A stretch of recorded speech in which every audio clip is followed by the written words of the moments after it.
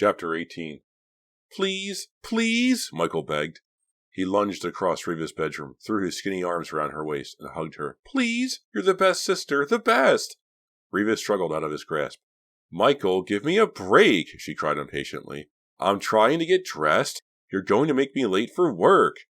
It was Monday morning, and Riva had promised her father that she'd be ready on time, so that they could drive to the store together. But you promised, Michael whined. You promised!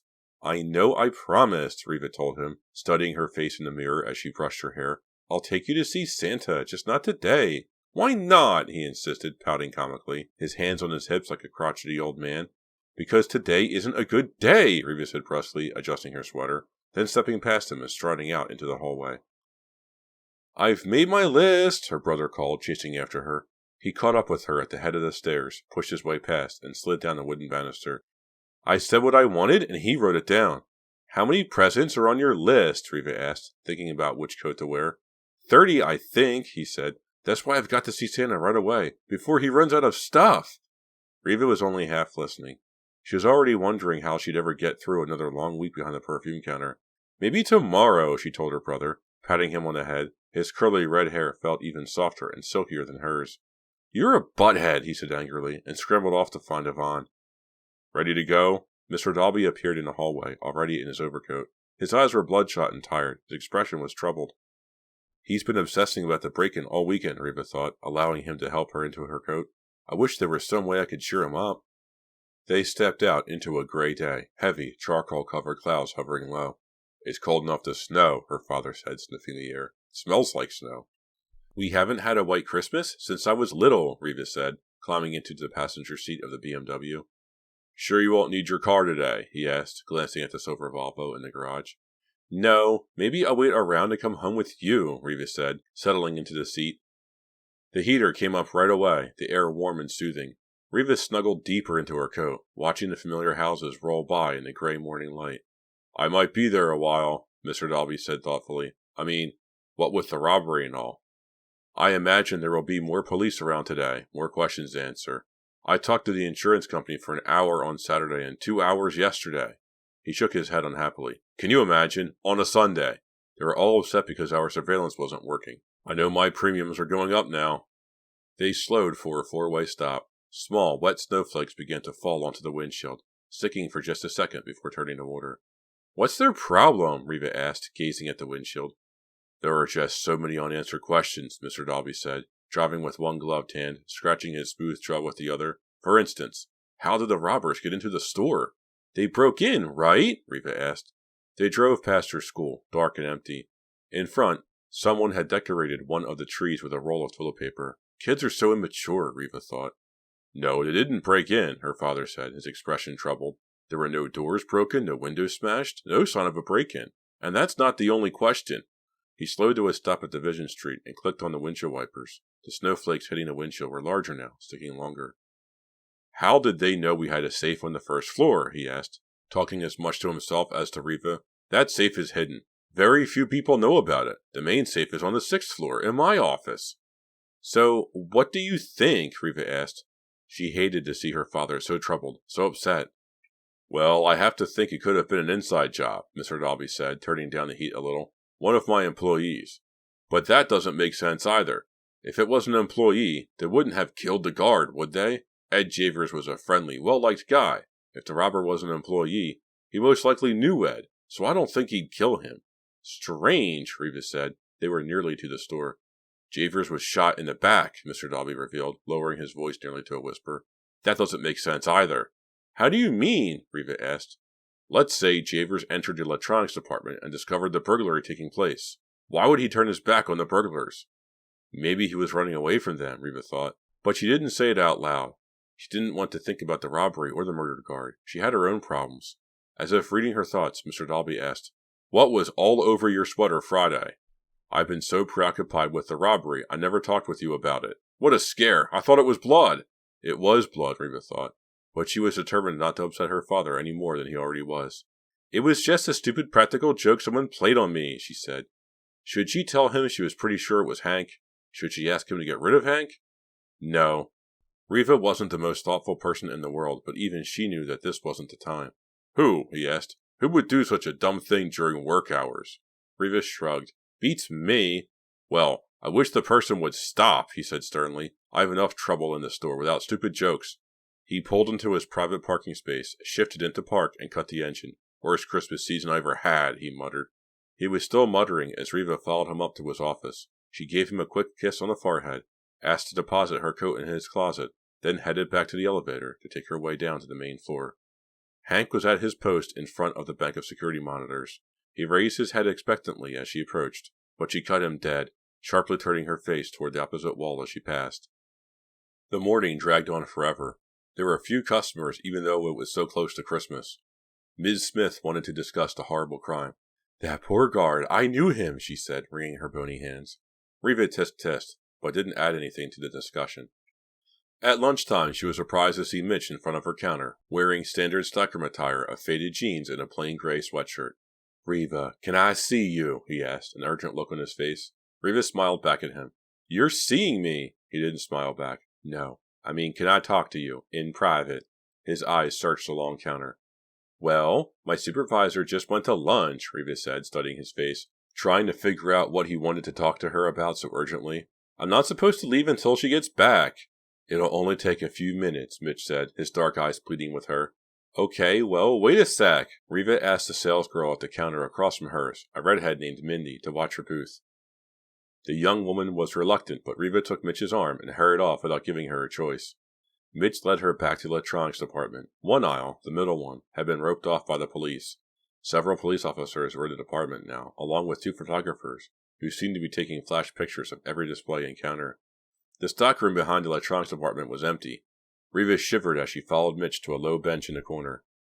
It was at least 20 degrees colder in there than in the rest of the store. We keep the doors to the outside open, Mitch explained. It makes it easier to work if you're a little cold. Fascinating, Reva said sarcastically. She sat down on a low bench. Mitch dropped down beside her and immediately reached for her, pressing his face up close to kiss her. She let him kiss her for only a few seconds, then pulled her head away. Aren't you afraid Lisa might walk in and catch us again? She asked coyly.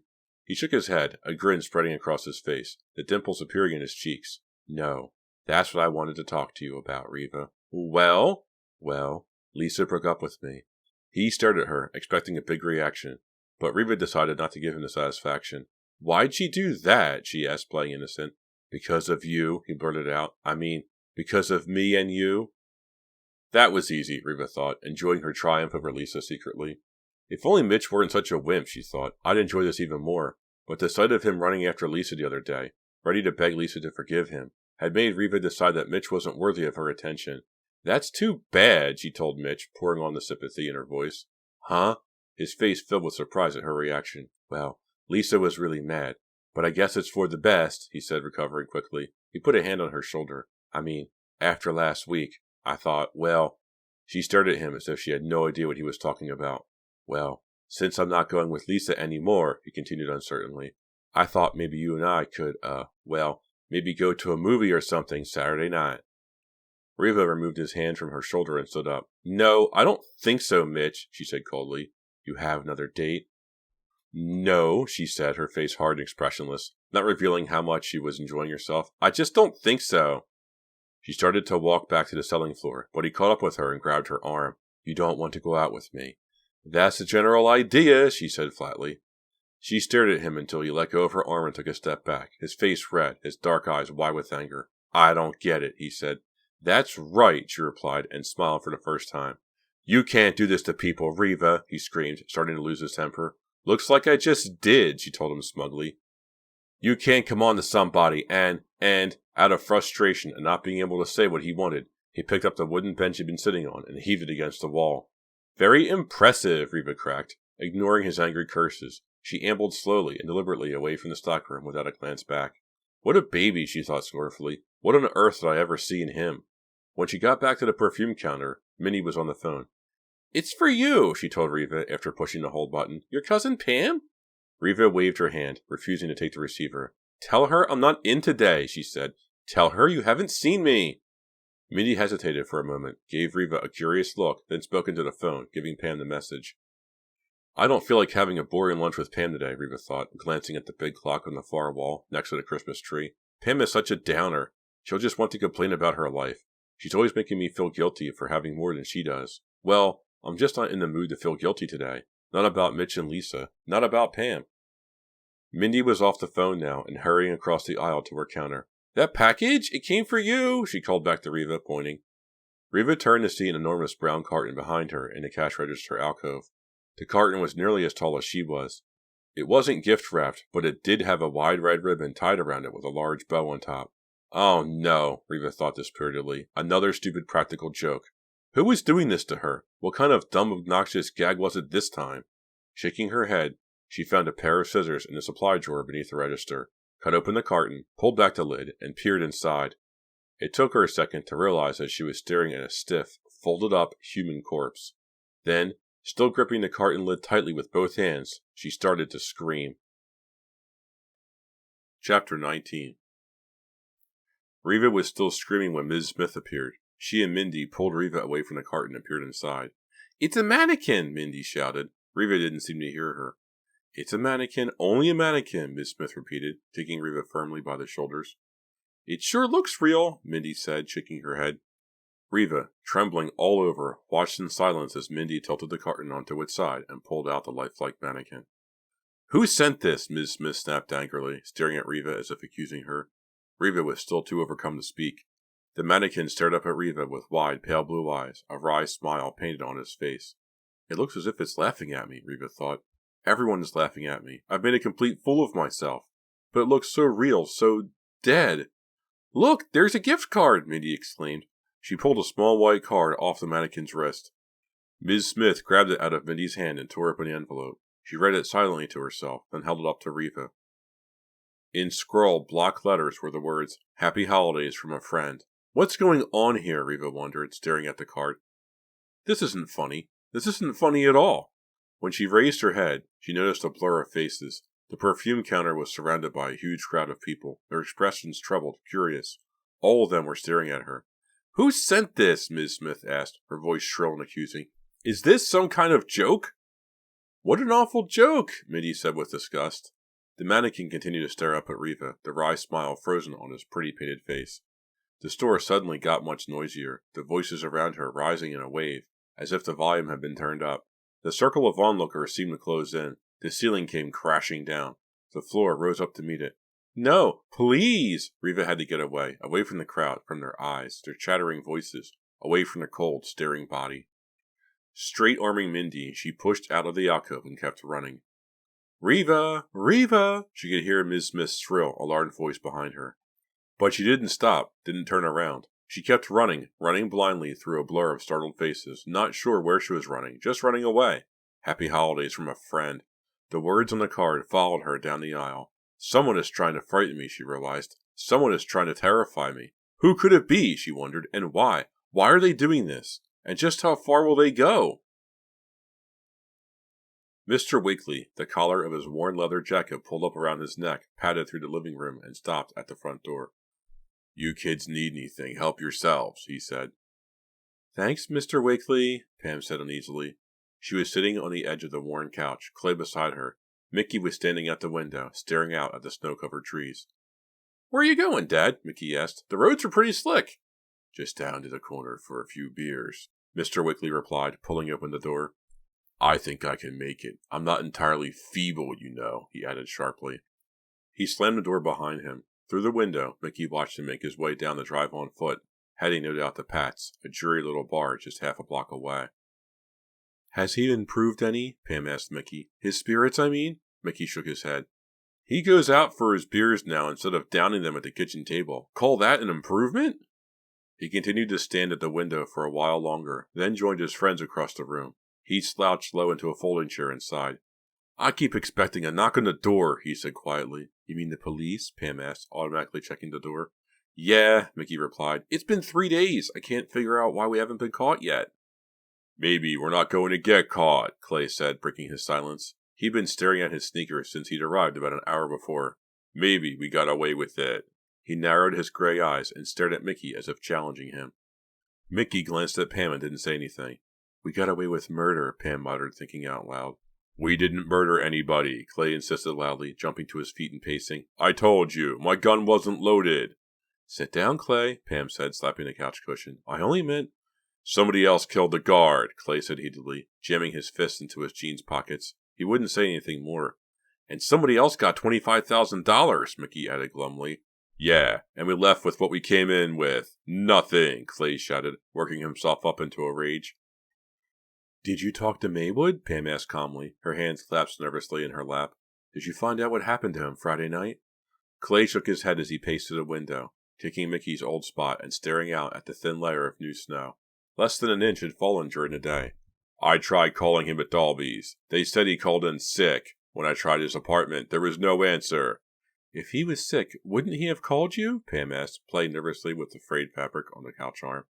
I just don't understand why he let us go through with the robbery if he knew he wasn't going to be there. I mean, if he knew it was going to be a different guard, why wouldn't he... How should I know? Clay interrupted wildly. Give me a break, will you? Pam wasn't accusing you or anything, Mickey cried, coming to Pam's defense. You both think it's my fault the thing got messed up, Clay said, his eyes darting back and forth between them. Well, there's nothing I could do. He moved to the center of the room, breathing hard, his chest heaving. We don't blame you, Mickey said, trying to calm Clay. Mickey was obviously frightened. He knew what Clay could be like if he lost control. We're all in this together, right? Pam added quickly. Come on, Clay, sit down.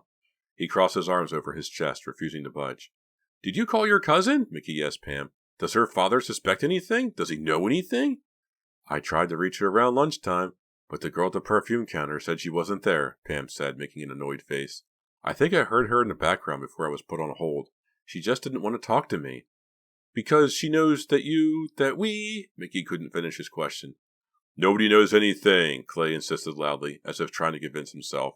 If anybody thought it was us there Friday night, we wouldn't be here sitting talking about it. We'd be in a hot little room somewhere, being grilled by the cops. Clay's right, Mickey said, brightening. It's obvious that no one saw us. No one has any idea we were there. The phone beside the couch rang. Pam, startled, picked it up. Hello? The voice on the other end was gruff, hoarse. I saw what you did, he rasped. What? Pam froze. I saw what you did, the voice croaked low and menacing. I want my share. No! Pam shrieked and dropped the phone. Chapter 20. Where were you last night? Foxy asked. Pam hesitated for a moment. I told you, I went over to Mickey's, she said uneasily, avoiding his eyes. I offered to help him and Clay. They've got a big math project due at the end of vacation. Oh, I didn't remember. Foxy stared at her thoughtfully, pulling at the neck of his blue sweater. Are you okay, Pam? Yeah, fine, she lied, forcing a smile. She squeezed his arm tenderly, reassuring him. He knows me too well, she thought.